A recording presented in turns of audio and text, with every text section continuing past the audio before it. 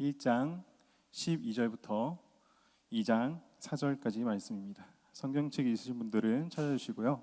없으신 분들은 저희가 화면에 말씀 보여드리도록 하겠습니다.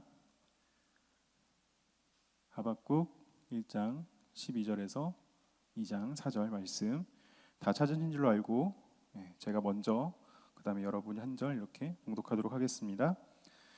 오 여호와여, 주께서는 영원 전부터 계시지 않습니까? 내 하나님 거룩하신 주여, 우리는 죽지 않을 것입니다. 오 여호와여, 주께서는 심판을 위해 그들을 세우셨습니다. 오 반석이시여, 주께서는 그들을 세워 벌하셨습니다. 주의 눈은 정결해서 죄악을 보지 못하시고 죄악을 그냥 바라보시지 못하십니다. 그런데 악한 사람이 자기보다 의로운 사람들을 파괴시키고 있는데 왜 반역자들을 조용히 바라보고만 계십니까? 주께서는 사람을 바다의 물고기처럼 만드셨고 다스리는 이가 없는 기어다니는 생물처럼 만드셨습니다. 그는 갈고리로 그들 모두를 낚아올리고 그물로 끌어올리며 어망 안에 모아 담고는 즐거워하고 기뻐합니다. 그리고 자기 그물에다 제물을 바치고 자기 어망에다 분향을 합니다. 잡아들인 것이 많고 그들의 음식이 풍성하게 됐기 때문입니다. 이렇게 그들이 그물을 비우고 계속 무자비하게 민족들을 죽여도 됩니까? 내가 초소에 서서 망대의 자리를 잡고 주께서 내게 무엇을 말씀하실지 내 호소에 주께서 뭐라고 응답하실지 지켜보겠습니다. 그러자 여호와께서 내게 대답하셨다. 이 묵시를 기록하여라. 판에 똑똑히 새겨서 달리는 사람도 읽을 수 있게 하여라. 왜냐하면 이 묵시는 정해진 때가 돼야 이루어지고 마지막 때를 말하고 있으며 반드시 이루어진다. 비록 늦어진다 해도 너는 기다려라. 반드시 올 것이며 지체되지 않을 것이다. 보아라, 마음이 교만한 사람은 의롭지 않다. 그러나 의인은 그의 믿음으로 살 것이다. 아멘. 오늘은 고통의 무게를 더하지 말라라는 제목으로 또 이 시간 여러분과 함께 말씀을 나누기를 원합니다. 삶을 살아가는 모든 사람들에게 있어서 고난의 문제는 모두에게 있는 문제인 것 같습니다. 모든 사람이 피할 수 없는 일이죠. 내 옆에 있는 사람이 아무리 웃고 있고 또 나와 함께하고 있는 사람이 아무런 구김이 없는 것처럼 보여서 그 사람이 고통과 전혀 상관없는 삶을 산다라고는 아무도 장담하지 못합니다.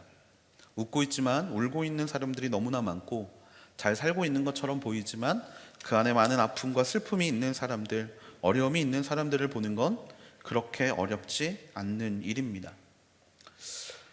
이러한 인생의 고난을 피할 수 없다라면 우리는 이 고난을 어떻게 대해야 하는지에 대해서 집중해 보아야 합니다.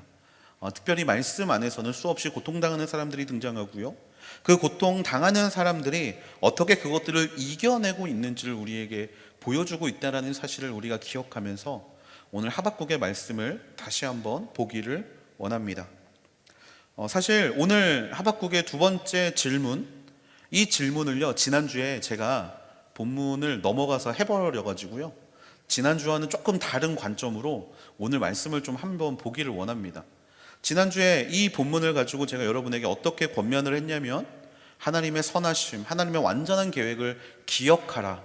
악한 것처럼 보이지만 그것은 악한 것이 아니라 완벽한 계획이다라고 말씀을 드렸고, 오늘 같은 문제를 또 다른 관점으로 함께 주시는 말씀으로 보기를 원합니다.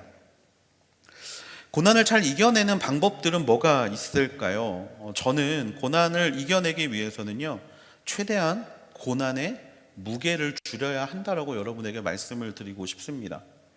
우리가 감당하고 짊어져야 하는 것들이 적으면 적을수록 우리는 그 고난을 조금 더 쉽게 이겨낼 수 있겠죠. 마치 여러분 등산을 할 때 짐을 최대한 가볍게 해야 산을 오르기 편한 것처럼 고난이라는 산을 오를 때 우리가 가지고 있는 아픔과 슬픔, 짊어져야 하는 것들이 적으면 적을수록 그 고난을 이겨내기 어렵지 않다라는 것입니다. 지금 하박국의 상황은요 사실 굉장히 힘든 상황에 있죠. 지난주 2절 말씀에 보니까 하박국이 자신의 마음을 어떻게 표현하고 있냐면요, 여호와여, 제가 언제까지 부르짖어야 합니까? 라고 이야기를 하고 있습니다. 부르짖어야 한다라는 이 부르짖다라는 표현은요 바로 창자가 끊어진다라는 표현이 담겨져 있어요. 하나님한테 부르짖는데 그냥 부르짖는 게 아니라 정말 창자가 끊어지는 것만 같은 심정으로 하나님께 부르짖고 있다라는 거예요. 정말 많이 힘든 겁니다. 정말 많이 힘든 거예요. 이 단어를 통해서 하박국의 심정을 우리가 알 수 있죠. 지금 그가 겪고 있는 고통의 무게가 얼마나 무거운지를 간접적으로나마 알 수 있다라는 겁니다. 그러면 하박국은 왜 이렇게 힘들까요? 제가 지난주에 하박국에 대한 개요를 잠깐 설명을 드렸는데요. 하박국은 지금 나라가 너무 망하기 일보 직전의 상황에 있습니다. 그런데 나라가 망할 때 나타나는 징조들이 있죠. 가진 자들이 가지지 못한 자들의 것을 빼앗기 시작합니다. 부를 가진 자들은 어떻게든 그것을 지키기 위해서 연약한 자들을 압제합니다. 뿐만 아니라 외부에서 바벨론 사람들이 자꾸 남유다를 쳐들어오면서 많은 것들을 빼앗아 가 버립니다. 사람을 죽이는 게 이상하지 않은 시대가 되어버렸고요. 그렇게 그 상황, 민족의 그 아픔들을 바라보는 하박국의 마음은 너무나 어렵다라는 거예요. 그런데 하박국이 진짜 힘든 이유는요, 거기에 한 가지가 더해졌습니다. 12절, 13절 말씀인데요. 오 여호와여, 주께서는 영원전부터 계시지 않습니까? 내 하나님 거룩하신 주여, 우리는 죽지 않을 것입니다. 오 여호와여, 주께서는 심판을 위해 그들을 세우셨습니다. 오 반석이시여, 주께서는 그들을 세워 벌하셨습니다. 주의 눈은 정결해서 죄악을 보시지 못하시고 죄악을 그냥 바라보시지 못합니다. 그런데 악한 사람이 자기보다 의로운 사람들을 파괴시키고 있는데 왜 반역자들을 조용히 바라보고만 계십니까? 하박국이 진짜 힘든 이유가 바로 여기에 있습니다. 내가 믿고 있었던 하나님, 지금 내가 믿고 있는 하나님이 내가 생각했던 하나님이 아니라는 사실이에요. 이게 왜 힘드냐면요, 여러분, 사람들은 힘들 때 하나님을 찾습니다. 그 이유가 뭐냐면 하나님이 나의 최후의 보루가 되어 주시기 때문이에요. 나의 방패, 나의 요새, 나의 산성이 되어 주실 거라는 믿음이 가장 마지막에 자리 잡고 있어서 사람은 이 극한 상황에 하나님을 찾게 되는 게 당연합니다. 그런데 지금 하박국은 그 최후의 보루가 무너지고 있는 거예요. 삶에서 너무 힘든데 지금 멘탈까지 무너지고 있는 중입니다. 그동안 믿고 있었던 하나님의 모습이 보이지 않고 정의롭고 공의롭다라고 믿고 있었던 하나님이, 악을 용서하지 않는 하나님이 지금 미쳐 날뛰고 있는 이 세상에서 보이지 않으니까 하박국은 그 고통의 무게가 더해지고 있는 거예요. 여러분, 우리들은요 하나님을 믿는 자녀들입니다. 그런데요, 이상할이 많지 세상 사람들보다 고통에 대해서 우리는 더 민감하게 반응을 함과 동시에 더 무겁게 반응을 합니다. 우리에게 고통의 무게를 더하는 두 가지 요소가 있습니다. 신앙인에게 고통의 무게를 더하는 두 가지 요소예요. 첫 번째 요소는 뭐냐면 고통의 이유에 너무나 집착한다라는 사실입니다. 세상 사람들은요 고통이 왜 왔는지에 사실 별로 관심이 없습니다. 왜냐하면 그 사람들은 그냥 어제, 과거 이런 거에 집중하기보다는요 그냥 지금 그냥 사는 것에 집중하기 때문에 그 이유에 별로 집중하지 않아요. 믿는 자들에게 고난이 찾아올 때 사람들은 이거를 하나님이 주시는 테스트라고 생각하는 경우들이 굉장히 많습니다. 테스트, 하나님이 지금 나를 시험하고 계시는 거야. 이 시험은요 유혹이 아니라 그냥 중간고사, 기말고사 같이 믿음에 대한 테스트이죠.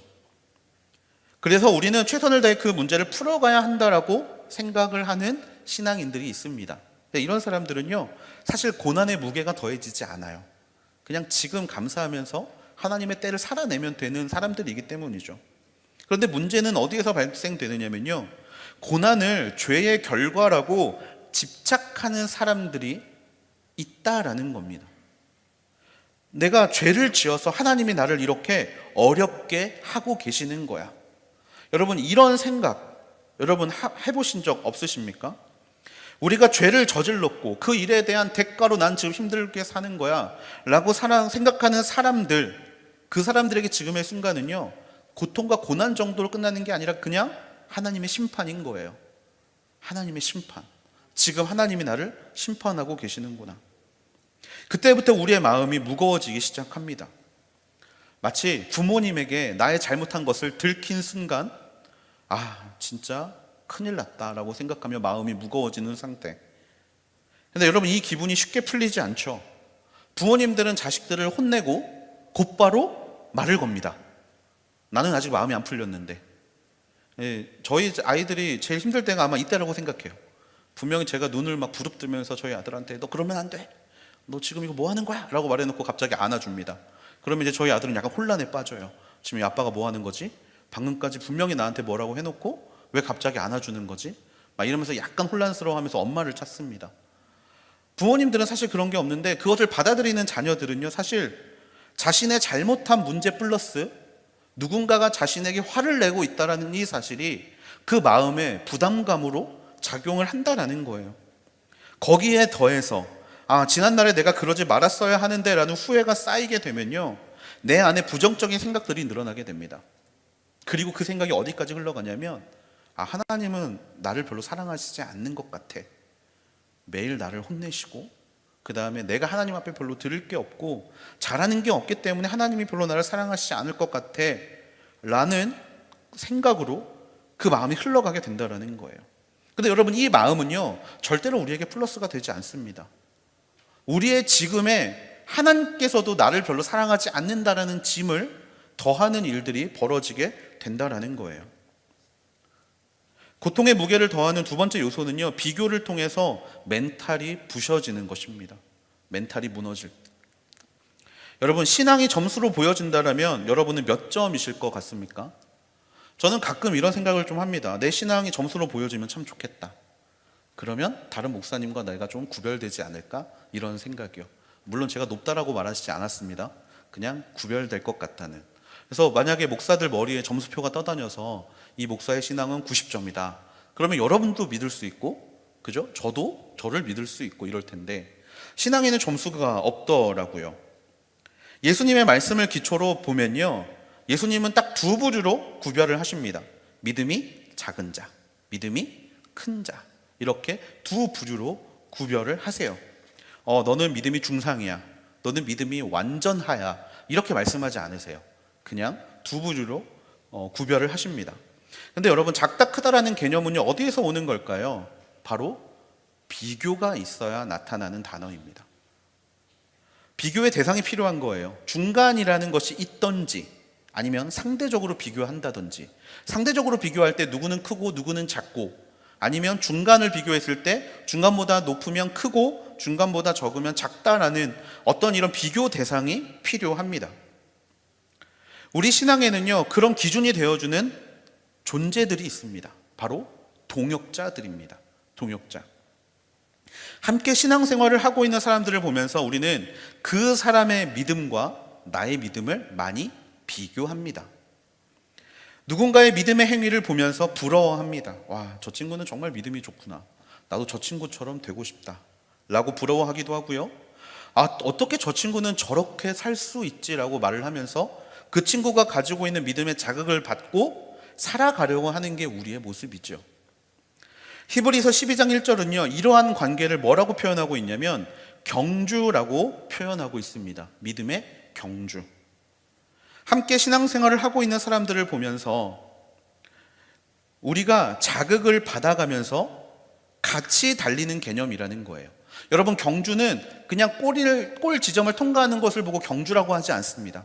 서로 앞서거니 뒤서거니 하면서 그렇게 서로 목적지를 향하여 경쟁하면서 가는 관계를 바로 경주라고 표현을 해요. 이 경주는 순위를 매기기 위해서 하는 게 아닙니다. 하나님께서 먼저 천국에 들어왔으니까 넌 1등이라고 절대 말하실 분이 아니세요. 하나님이 왜 믿음의 여정을 경주라고 표현을 하셨냐면요, 서로 앞서거니 뒤서거니 서로 도전을 받고 서로 도전하면서 그 믿음의 결과를 아름답게 만들어가기 위해서, 그래서 신앙을 경주라고 표현을 하신 겁니다. 한마디로 예수님을 믿는 이 믿음의 여정은요 서로에게 선한 비교가 일어나야 한다라는 거예요. 선한 비교. 그런데 항상 하나님이 만드신 모든 것은 선한데 항상 인간이 그것을 선하지 않은 것으로 만드는 경우가 있습니다.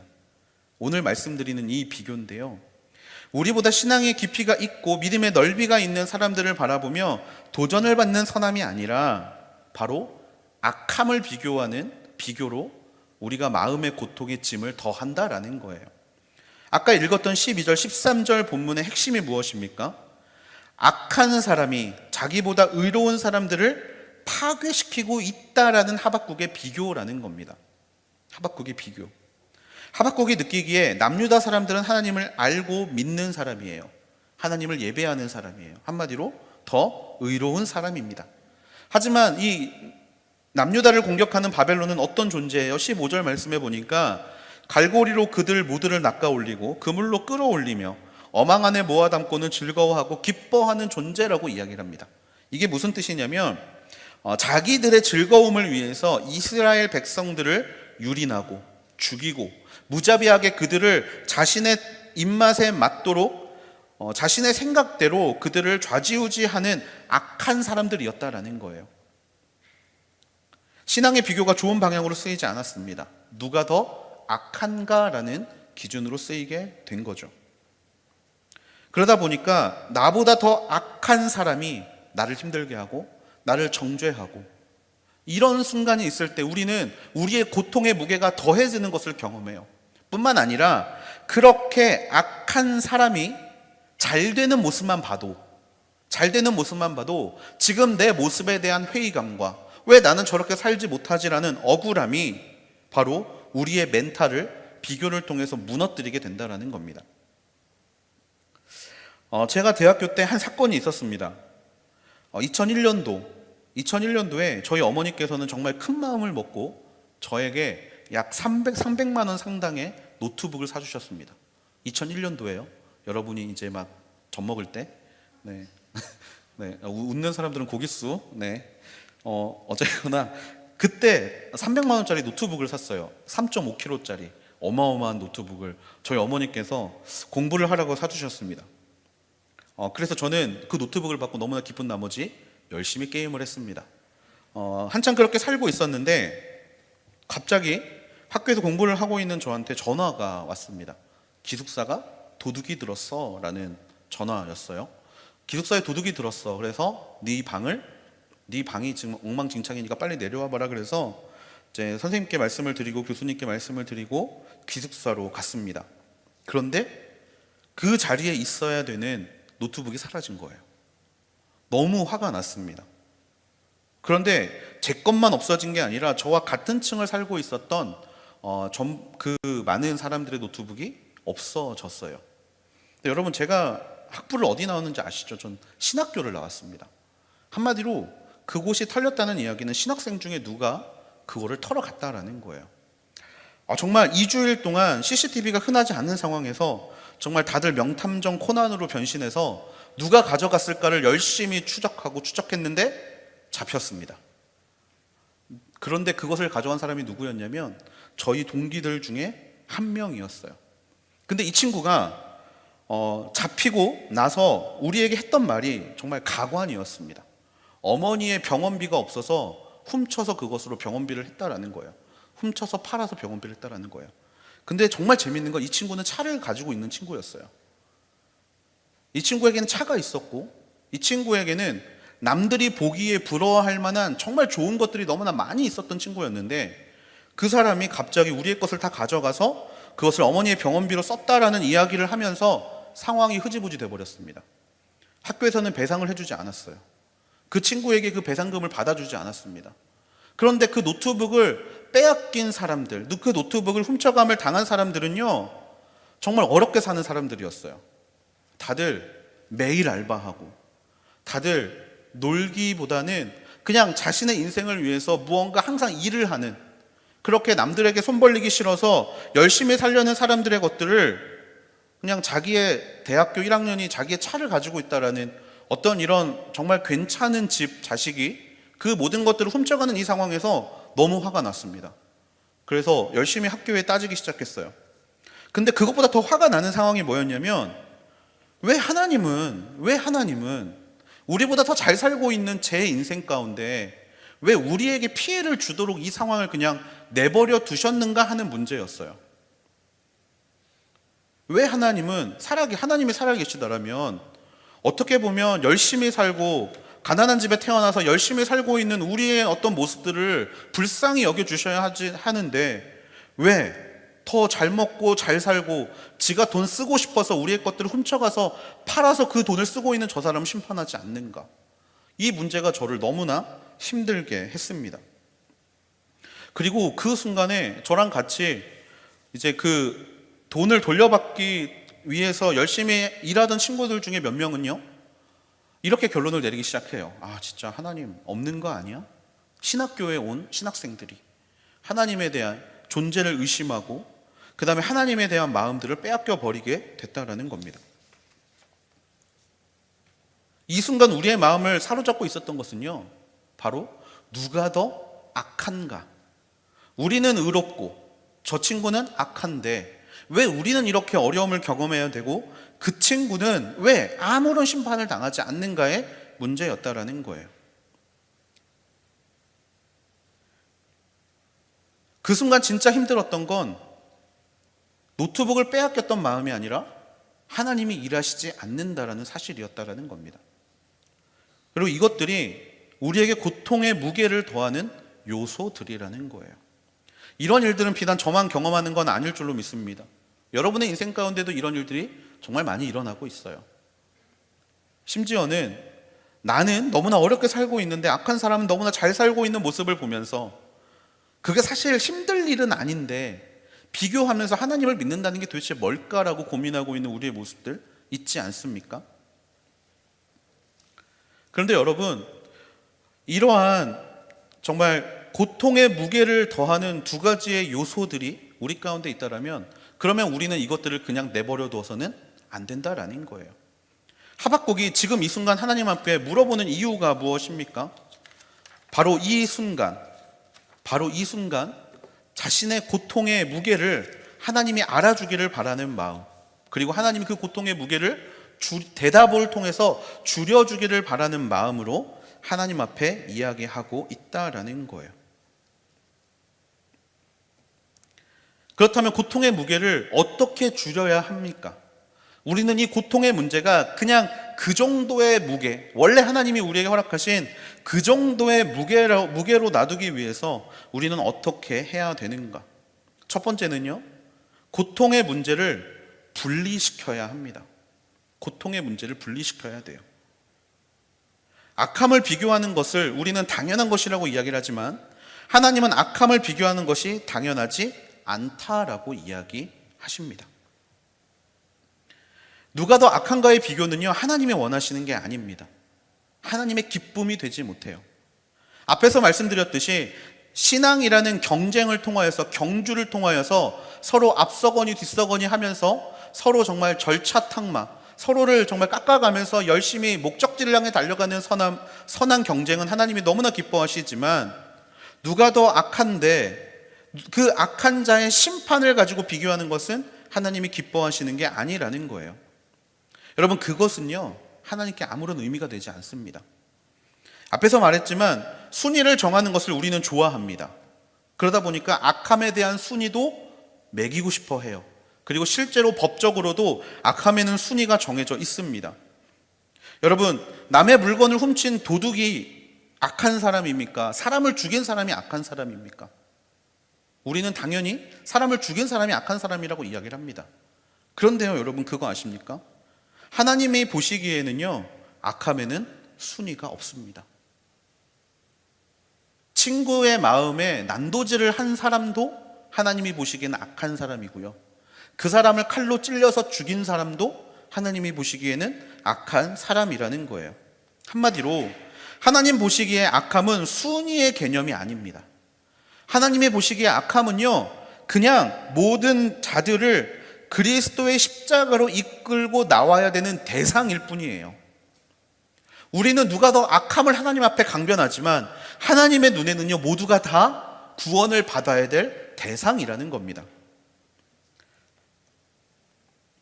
실존주의 철학자이자 종교 사상가였던 키에르케고르라는 사람이 있습니다.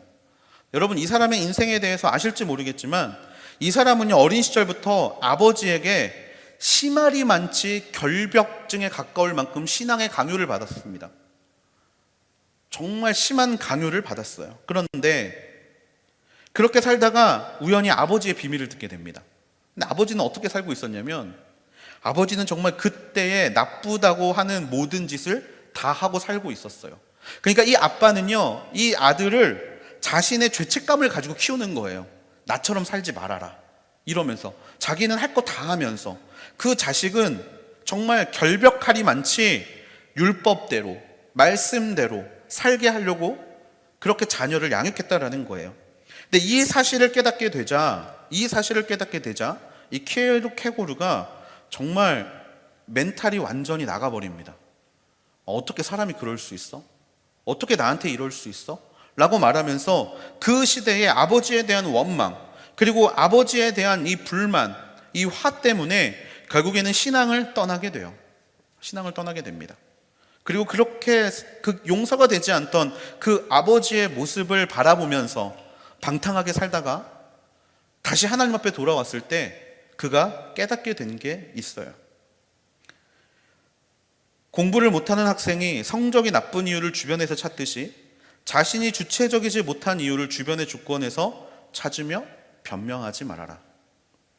신이 나의 모든 행동과 말을 보고 있다면 결코 나 외에 다른 것에 책임을 돌릴 수 없다. 이러한 자세로 순간순간 그분 앞에 선 단독자로 우리는 살아야 한다. 이것을 여러분 한 문장으로 요약해 드리면요, 우리 모두는 신 앞에 단독자이다 입니다. 여러분 한 번쯤은 들어보셨던 말이었을 것 같아요. 우리들이 서로 간에 악의 서열을 나누고 누가 더 악한가를 놓고 싸움할 이유가 필요 없는 것은 우리 모두가 신 앞에 선 단독자이기 때문입니다. 신 앞에 선 단독자.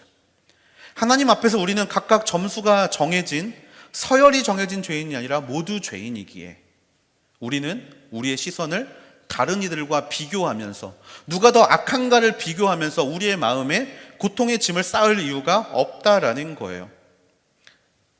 하나님께서는 우리 사람을 만드실 때 여러분 게임을 처음 시작하면 얼굴을 커스터마이징을 합니다. 이렇게도 해보고 저렇게도 해보고, 아 이거 이쁘네, 저거보다 이게 이쁘네 라고 우리는 마음을 생각을 바꿔가면서 가장 이쁜 얼굴을 만들죠. 비교하면서. 하지만 하나님은 우리를 그렇게 만들지 않으셨어요. 하나님은 우리를 딱 한 가지의 진리로 만드셨는데 그 한 가지의 진리가 뭡니까?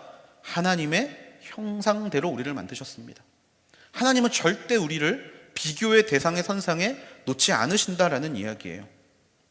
누구보다 더 이쁘고 누구보다 더 잘생기고 누구보다 더 뛰어나게 만드신 게 아니라 하나님의 형상 있는 그대로 저와 여러분을 창조하셨다라는 겁니다. 우리를 바라보는 하나님의 시선은요, 절대적이었습니다. 한 번도 상대적인 적이 없었어요. 한 번도. 쟤보다 네가 더 낫다, 그러니까 네가 내일 좀 하자 라는 말은 성경에 단 한 차례도 나오지 않습니다. 모든 것은 절대적인 하나님의 기준에 의해서 의인과 악인으로 나눠졌을 뿐이죠.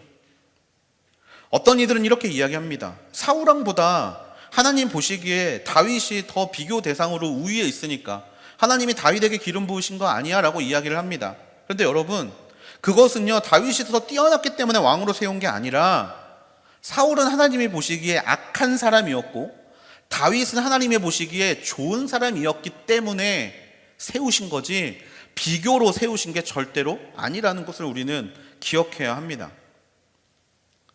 이 악함의 비교는요, 그리고 고통의 문제와 구별되어야 돼요. 구별되어야 됩니다. 고통의 문제는 고통의 문제일 뿐입니다. 왜 나는 이렇게 힘든데 왜 저 사람들은 힘들지 않지?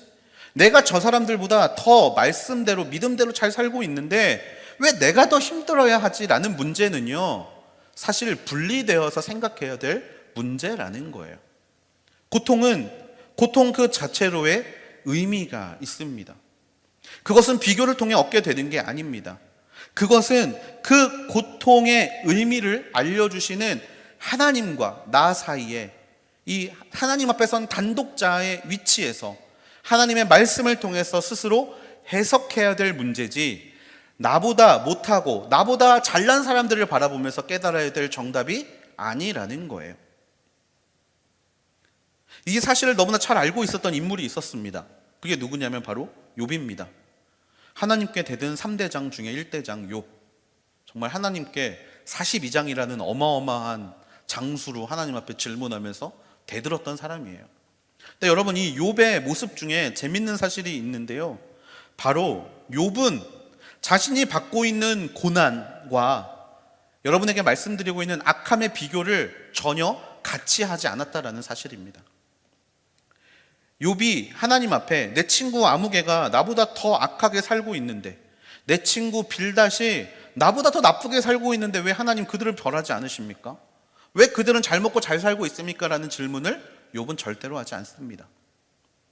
욥의 질문의 핵심은 뭐냐면요, 하나님, 나에게 이런 고난이 오는 이유가 무엇입니까? 그리고 이 고난이 나에게 하고 싶은 말이 무엇입니까?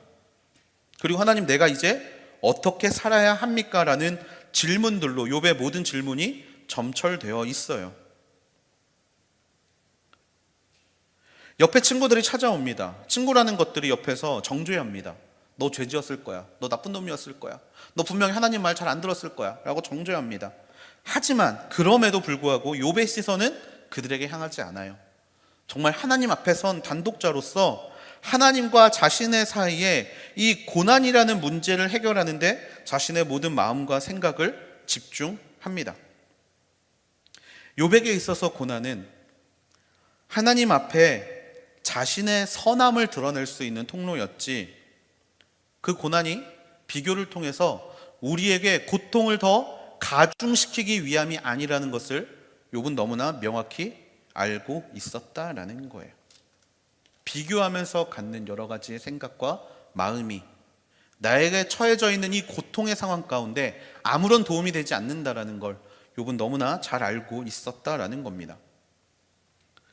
오늘 이 욥과 같은 모습이 우리 안에 있게 될 때 우리의 고통의 무게가 줄어들게 될 줄로 믿습니다.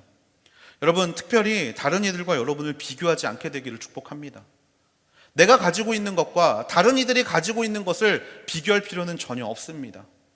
또 내가 쟤보다 훨씬 선하고 내가 쟤보다 더 하나님 보시기에 합당한 존재인데 왜 내가 더 힘들게 사는지에 대한 문제를 가지고 하나님 앞에 따질 필요가 없다라는 거예요. 다시 말씀드리지만 우리는 하나님 앞에 단독자로 서 있어야 합니다. 그 단독자로 서 있을 때 우리가 해야 될 일은 고통의 의미를 발견하는 일이에요. 우리가 여기에서 고통의 이유를 찾으려고 발버둥 칠 필요도 없습니다. 고통의 이유는 둘 중에 하나 아니겠습니까? 시험이든지 죄의 대가이든지. 근데 중요한 거는요, 하나님은 그 과거에 집중하는 걸 원하는 게 아니라 그 과거를 바탕으로 앞으로 하나님과 함께하는 오늘을 살아가기를 원하신다라는 거예요. 그래서 고난의 이유에만 집중하는 사람들은 퇴보합니다. 고난의 이유에만 집중하는 사람들은 하나님이 없다라고 이야기합니다. 하지만 고난의 의미에 집중하는 사람들은요, 하나님이 계심을 깨닫게 됩니다. 그리고 하나님이 보여주시는 내일로 걸어갈 수 있게 된다라는 거예요. 그 내일을 걸어가는 인생의 발걸음은 어떻겠습니까? 고통의 무게가 걸려 넘어져서 너무나 힘들고 너무나 아프고 너무나 어렵게 살아가는 인생이 되는 것이 아니라 주와 함께 동행하니 그 어디나 하늘나라가 되는 인생이 된다라는 겁니다. 그 고통의 무게의 짐을 덜어버릴 수 있게 되는 저와 여러분이 되기를 주님의 이름으로 축복합니다. 그래서 우리는 이렇게 외칠 수 있어야 합니다. 누가 더 악한 자인지 비교하는 너 멈춰 라고 외칠 수 있어야 합니다. 멈춰. 요즘에 이게 유행이더라고요. 코로나 멈춰 이러면 멈춘다고. 우리의 마음 가운데 여러분이 스스로 외치셔야 돼요. 비교하려는 마음, 악한 자가 잘 되는, 악한 자가 형통하는 모습을 바라보는 것을 비교하려는 마음이 드는 순간 외치셔야 합니다. 멈춰. 그리고 멈춤과 동시에 하나님 앞에 단독자로 나아가십시오. 세상과 나는 간 곳 없고 구속한 주만 보이는 그 상황을 통해서 하나님이 여러분이 당하고 있는 고통과 고난의 의미를 설명해 주실 줄로 믿습니다. 그리고 우리가 우리 안에 고통을 덜기 위한 두 번째 방법은요, 바로 성전에 머물러서 하나님만 바라보아야 하는 겁니다. 성전에 머물러서 하나님만 바라보아라. 이것을 위해서 우리가 시편 73편을 잠깐 보기를 원하는데요, 시편 73편 1절부터 3절까지 말씀을 잠깐 보기 원합니다. 시편 73편 1절부터 3절까지 말씀. 네, 준비됐나요? 네, 아니면 제가 읽어드릴게요. 하나님은 진정 이스라엘에게 선하시고 마음이 깨끗한 사람에게 선하신 분이시지만 나로 말하자면 발이 걸려 하마터면 미끄러질 뻔했습니다. 내가 악인들이 잘 되는 것을 보고 그 어리석은 사람들을 부러워했기 때문입니다. 시편 73편은요 아삽이라는 사람이 쓴 시입니다. 이 시편의 포인트는 뭐냐면 신앙생활을 잘하고 있었던 아삽이 실족하는 일이 생겼어요. 왜 실족하게 됐냐면 나는 너무 이 동일한 감정 하박국이 느끼는 것과 굉장히 비슷한 감정입니다. 그런데 이 시편 73편의 아삼이 그 뒤로 계속 불평불만을 이야기합니다. 왜 그들은 잘 되고 나는 이렇게 약하고 부족하고 가난하고 어렵게 살아야 합니까? 라고 계속해서 시편에 대한 이야기를 하면서 16절, 17절에 결론을 내립니다. 어떻게 내리냐면 이렇게 내려요. 같이 한번 읽어볼까요? 16, 17 시작. 내가 이 모든 것을 이해하려고 애쓰다가 너무 답답한 나머지 하나님의 성소로 들어가 그때서야 결론을 얻었습니다. 아멘. 이유를 찾아보려고 정말 많이 노력했어요. 하나님한테 정말 많이 질문했고 하나님 앞에 정말 많이 이 정말 불합리한 것만 같은 상황에 대해서 이야기를 했는데 그 답을 언제 결론을 얻었습니까? 하나님의 성소에 들어가서 결론을 얻었습니다. 지금까지는 성소 밖에서 그 의미를 찾고 있었지만 성소로 들어가서 결론을 얻었어요. 여러분, 성전에 머물다는 것은 어떤 의미입니까? 내가 말씀 안에 있다라는 의미입니다. 또 성전 안에 있다라는 것은 무엇을 의미합니까? 답을 내가 찾으려는 게 아니라 하나님의 말씀 안에서 찾으려고 노력했다라는 겁니다. 또 성전에 머물다는 것은 무엇을 의미합니까? 내가 하나님만 의지하겠다라는 결론에 다다른 것을 의미합니다. 모든 것을 이해하려고 애썼지만 결과를 찾을 수 없어서 최후의 순간, 최후의 선택으로 하나님의 성소에 들어갔던 아삽은 그때서야 결론을 얻을 수 있었습니다. 오늘 말씀 2장 1절 말씀에도 이렇게 이야기를 하고 있죠. 내가 초소에 서서 망대의 자리를 잡고 주께서 내게 무엇을 말씀하실지 내 호소에 주께서 뭐라고 응답하실지 지켜보겠습니다. 하박국의 태도가 바뀝니다. 1장에서는 열심히 하나님 앞에 따지듯이 물었어요. 왜 이렇게 되어야 합니까? 왜 악한 자들이 이렇게 설치는데 하나님은 그들을 놔두십니까? 왜 그들을 들어서 선한 사람들을 공격하십니까? 라고 외치다가 태도가 어떻게 변합니까? 관망자로 바뀝니다. 관망자. 더 이상 말하지 않습니다. 그냥 하나님의 이야기를 듣게 되지요. 신뢰를 가지고 기다리게 된다라는 겁니다. 하나님이 어떻게 하실지 내가 한번 지켜보겠습니다. 하나님을 바라본다는 것은 무엇입니까? 그 하나님을 신뢰하며 기다리겠다는 것입니다. 성전에 머무는 이유는 바로 그곳이 하나님을 신뢰할 수 있는 장소이며 하나님 나에게 말씀하시는 장소임을 믿었기 때문에, 그리고 그에 대한 여호와의 대답이 이렇게 들려집니다. 오늘 본문 4절 말씀입니다. 같이 한번 읽어볼까요? 2장 4절 말씀 같이 한번 읽어보겠습니다. 4절. 네. 없나요? 없어요?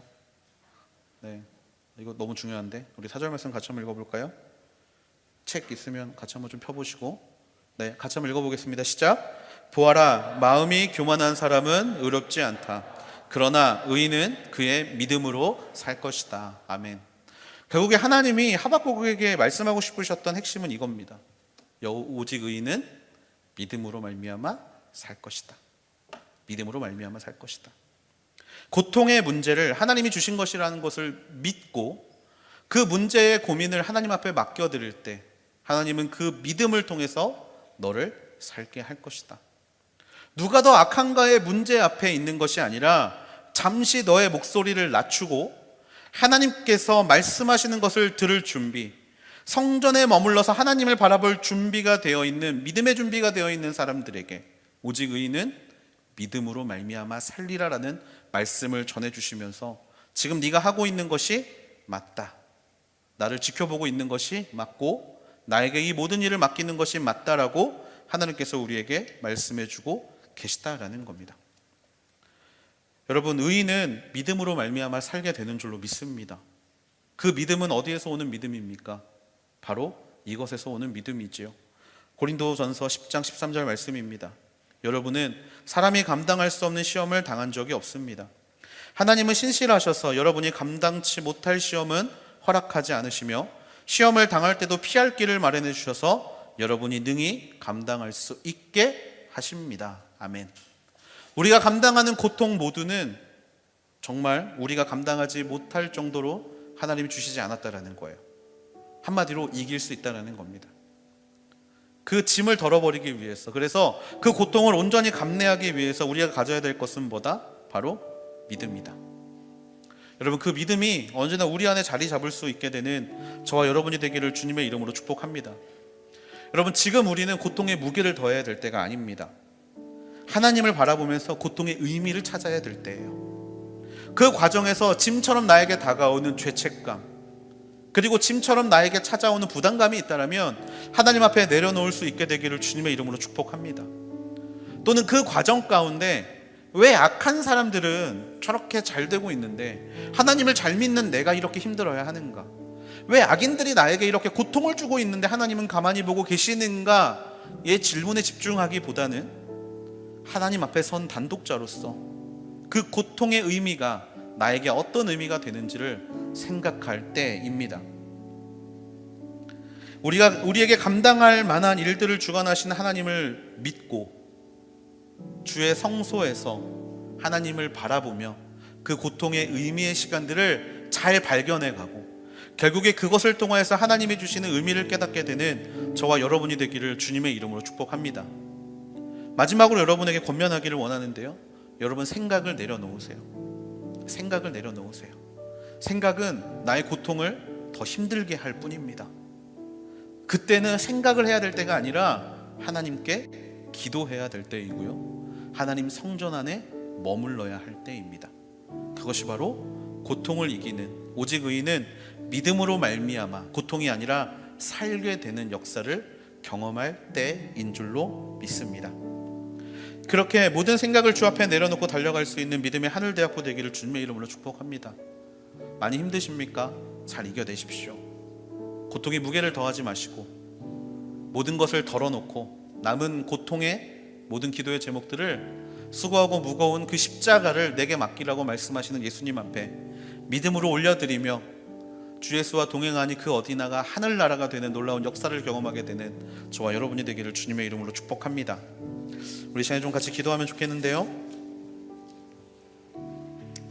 우리 시간에 기도할 때 한 가지만 놓고 좀 같이 기도하기를 원합니다. 사랑이 많으신 아버지 하나님, 세상에서 벌어지고 있는 수많은 악한 일들을 바라보며 정말 하나님께서 살아계신지 의심할 때가 있습니다.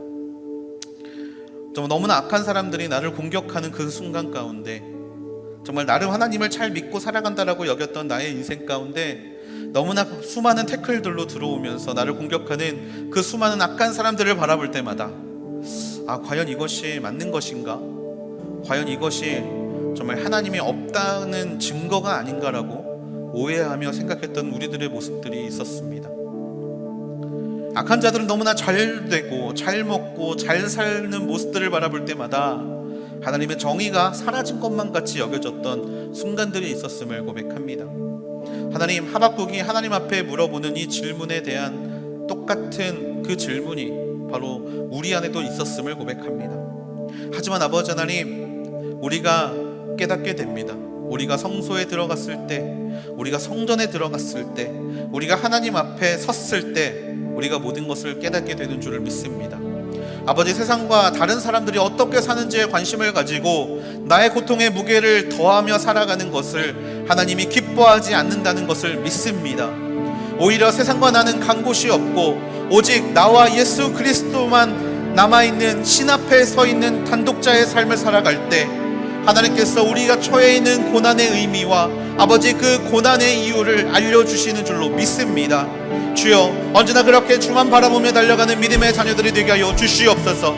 다른 것들과 비교하면서 내 마음을 무너뜨리는 인생들이 아니라, 악함을 비교하면서 아버지 스스로를 높이는 인생들이 아니라 그냥 하나님 앞에 서서 하나님께 집중하고 하나님을 신뢰하며 오직 하나님 앞에 그 말씀의 의미를 여쭈어보고 달려갈 수 있는 믿음의 자녀들이 되게 하여 주시옵소서. 다른 마음들이 틈타지 않게 하시고 다른 사람들과 비교하는 모든 것들이 멈추게 하여 주시고 오직 하나님만 바라보며 믿음의 걸음을 걸을 수 있는 믿음의 자녀가 되게 해달라고, 오직 의인은 믿음으로 말미암아 살리라 말씀하신 그 하나님의 말씀을 붙잡고 달려가는 그런 믿음의 자녀가 되게 해달라고 우리 시간 하나님 앞에 함께 기도하며 나아가시겠습니다. 기도하시겠습니다. 오 골가고자비로 오신 아버지 하나님, 우리의 마음에 선함이 없어서, 우리의 마음에 오름이 없어서, 아버지 우리의 마음에 빛이 없고 우리의 마음에 생명의 근원 되시는 예수 그리스도가 없어서 아버지 고통의 문제를 대할 때 항상 스스로가 더 짐을 지고 걸어갔음을 주여 불쌍히 여겨 주시옵소서. 다른 이들과 비교하며 또 하나님이 나를 버린 것만 같다라고 여기며 아버지 하나님 그 어둠의 길을, 힘듦의 길을 아버지 정말 어거지로 끊임없이 걸어갔던 나의 모습이 있었음을 고백합니다. 너무 힘듭니다. 아버지 하나님 모든 것을 감당하기에 너무나 어렵습니다. 너무나 마음이 무너지고 나의 생각이 무너지고 나의 인생이 무너짐을 고백합니다. 하지만 아버지 하나님, 그때 하나님이 우리에게 주시는 이 말씀이 우리에게 얼마나 선하고 아름다운지요. 아버지 하나님께서 우리에게 주신 이 말씀이 우리에게 얼마나 큰 은혜가 되는지요. 아버지 다른 이들과 비교하며 아버지 악함을 비교하며 살아가는 인생들이 아니라 온전히 하나님과 나 사이에 아버지 신 앞에 선 단독자로 온전히 하나님만 바라보며 믿음의 걸음을 내딛는 그런 하나님의 자녀들이 되게 하여 주시옵소서. 아버지 지금 중요한 것이 무엇입니까? 의인이 잘 사는 것이 중요한 것이 아닙니다. 의인이 나를 공격하는 것이 중요한 것이 아닙니다. 아버지 그것을 통하여 하나님이 나에게 말씀하고자 하는 것이 무엇인가를 아는 것이 더 중요한 일임을 믿습니다. 아버지 그 과정에서 고통을 사용하시는 아버지 하나님, 아버지 그 과정 가운데 고통이라는 것을 사용하시는 그 하나님을 내가 신뢰함으로 나아가오니 아버지 그 고통 끝에 하나님이 주시는 영광이 있게 하여 주시고 고통 끝에 하나님이 부어주시는 능력이 있게 하여 주시고 아버지 그 고통 끝에 정말 하나님과 나 사이에 새롭게 만들어 가시는 아름다운 것들이 일어날 수 있는 믿음의 시간들이 되게 하여 주시옵소서. 아버지 하나님 정말 주 앞에서 선하게 서기를 원합니다. 아버지 주 앞에서 이 고통을 담담하게 받아들일 수 있게 되기를 소망합니다. 아버지 그 일을 위하여 우리의 고통의 무게를 덜어내게 하여 주시옵소서. 스스로가 쌓아가는 무게를 덜어내게 하여 주시옵소서. 스스로가 젖히지 않아도 될 짐들을 짊어지고 가는 아버지 모든 순간들을 불쌍히 여겨주시고 정말 하나님이 지게 하시는 그 짐, 하나님이 감당케 하시는 그 짐, 오직 그 짐만을 바라보고 달려갈 수 있는 믿음의 자녀들이 되기를 소망합니다. 그 의미를 깨닫게 하시고 아버지 그 믿음을 갖게 하시고 오직 의인이 믿음으로 말미암아 살게 된다는 아버지 그 말씀을 붙잡고 언제나 오늘과 내일의 질문 너머에 있는 하나님의 그 신실하심과 하나님의 그 신뢰하심을 아버지 언제나 기억하며 달려갈 수 있는 믿음의 자녀가 되게 하여 주시옵소서. 주여 도와주시기를 원합니다. 주여 도와주시옵소서. 살만하신 아버지 하나님, 인생의 수많은 문제들 앞에서 우리는 끊임없이 많은 짐들을 스스로 짊어지려고 하는 줄로 믿습니다. 아버지 하나님께서 아버지 우리에게 주어주신 아버지 그 고난이라는 짐 외에 스스로의 생각과 또 스스로의 의심과 아버지 하나님 앞에 신뢰하지 못하는 모습들의 짐들을 쌓아가면서 아버지 우리의 삶을 살아갔던 우리들을 주여 불쌍히 여겨 주시옵소서. 하나님께서 우리에게 주신 것은 우리가 감당할 만한 고난이고 우리가 감당할 만한 시험인 줄로 믿습니다. 아버지 하나님이시여 특별히 우리의 마음을 지켜 주시옵소서. 아버지의 세상 가운데 고통의 이유를 물어볼 때 아버지 하나님이시여 나보다 악한 자들 아버지 그들과 비교하는 모든 마음들을 주여 그치게 하여 주시고 왜 나는 이렇게 힘들게 사는데 악한 이들은 이렇게 즐겁게 살고 행복하게 사는가 라는 이 질문의 문제를 아버지 고난의 문제와 연결시키지 않도록 하나님 언제나 우리를 붙잡아 주시고 우리의 마음을 지켜 주시옵소서. 아버지 진짜 중요한 것은 그런 것과 비교하는 지금이 아니라 바로 신 앞에 선 단독자로서 하나님께서 지금 이 순간 나에게 말씀하시는 것이 무엇인지 하나님께 이 고난의 의미를 여쭈어보고 달려갈 수 있는 시간들이 되기를 소망합니다. 하나님은 하박국을 그리고 남유다의 백성들을 정말 거룩이라는 이름으로 이끌어가기 위하여 이 고난을 허락하셨고 그 거룩을 이루기 위하여 지금의 이 상황들을 허락하셨음을 믿는 그 믿음이 오늘 이 시간 함께 예배드리는 모든 자들의 마음 가운데도 동일하게 있게 하여 주시옵소서. 우리를 정결하게 하기 위하여 우리를 거룩하게 하기 위하여 그래서 오직 의인은 그 하나님을 믿는 믿음으로 말미암아 살게 하기 위하여 지금 하나님께서 우리의 마음과 생각을 만지시는 줄로 믿습니다. 언제나 그 믿음 가지고 세상을 살아가매 어려움이 없는 하나님의 자녀들이 되게 하여 주시고 비교를 내려놓고 오직 신 앞에 선 단독자로서 하나님과 친밀한 교제를 누리며 살아가는 고통의 의미를 발견하며 도리어 하나님을 찬양할 수 있는 그런 믿음의 자녀들이 되게 하여 주시옵소서. 아버지 그 믿음이 우리 안에 있게 하여 주시고 그 믿음이 우리 안에 반석이 되게 하시고 아버지 그 믿음으로 말미암아 정말 하나님이 하시는 그 일들을 바라볼 수 있게 되는 믿음의 시선을 갖게 될 줄로 믿습니다. 주여, 그 모든 것들을 우리에게 허락하시고 우리에게 축복에 축복을 더하셔서 언제나 하나님과 영원히 동행하며 살아갈 수 있는 믿음의 자녀들이 되게 하여 주시옵소서. 하나님이 우리에게 주신 딱 고난의 정도만 가지고, 아버지의 감당할 만한 고난의 무게만을 가지고 언제나 주와 동행하는 인생, 아버지 그로 인하여 매일매일 하나님께 가까워질 수 있는 인생, 저 그런 인생으로 아버지 또 한 주를 살게 하여 주시기를 원합니다.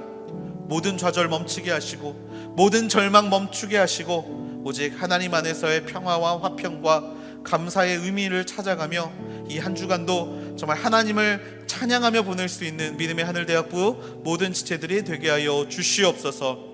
그렇게 하실 하나님께 모든 찬양과 영광 올려드리며 사랑이 많으신 예수님의 이름으로 감사하며 기도드렸습니다. 아멘.